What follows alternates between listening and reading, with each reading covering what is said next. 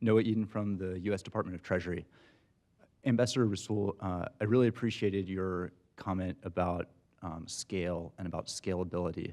And when I think of kind of innovative and massive scale projects going on in the continent or that are relevant to the continent, I think of a few different examples. One is Google's Project Loon.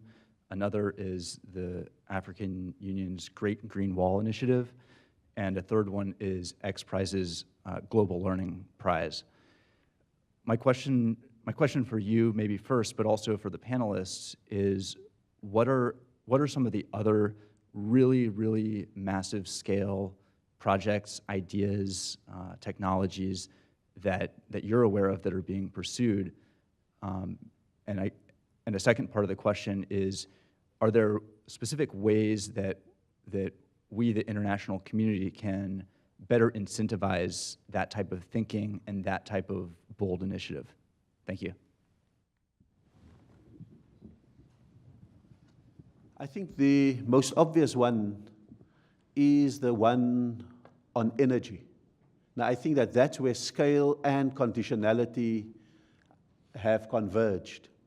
I think, for example, that the African Union has a potential flagship project called Grand Inga that combines building a dam and on the Congo River that can, at the same time, be probably the solution to so much of Africa's energy problems. But I think that the caution in the US, for example, about hydroelectric projects, the emphasis, for example, on renewable energy necessarily at this point leads to boutique solutions, a solar project, a wind project, and so forth, all of which I think are absolutely crucial to make sure that Africa's next generation is weaned off fossil fuel. But if we are going to drive the kind of scale of industrialization, the capacity to beneficiate what is mined in Africa, then I think we are going to need to scale up what is possible. And I don't think that we need to do it in ways which are completely regardless of the environmental concerns. I think that when the US Congress, for example, approved World Bank funding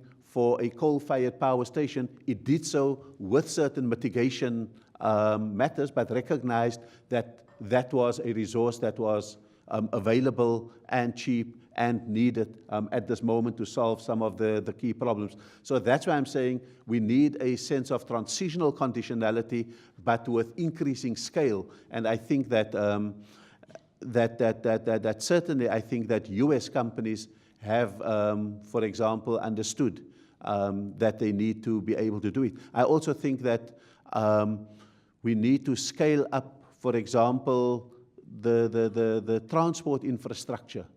I think that Africa is engaging in massively exciting stuff, such as single gauge for rail. I think we also need the soft infrastructure, the logistics that go with it, that I think are major opportunities so that border crossings and so forth are seamless. I just think that those are things which are far too long in the boutique phase and need to move forward. Please. Well, let me give you an example of where I think scale has played a very important role already, and now it's sort of on the downward swing, and it's in an area where a negative thing was dealt with rather than dealing with a positive issue. And that's the whole war on HIV/AIDS. That was a scale of enormous magnitude involving the Global Fund, particularly the effort by the United States, the European countries. If you go back 15 years, the prognostications for HIV/AIDS in Africa were it was going to decimate the continent. It was going to be almost the end of the continent, according to some of the extremists. AIDS is now in most countries on the downward trend in terms of percentage, number of new persons contracting HIV, and those who have HIV are living a much longer period of time because of the antiretroviral medication. So that's a case where scale, in a sort of backward way, played a huge role in improving the health situation in Africa, which then indirectly improves economic development on the continent.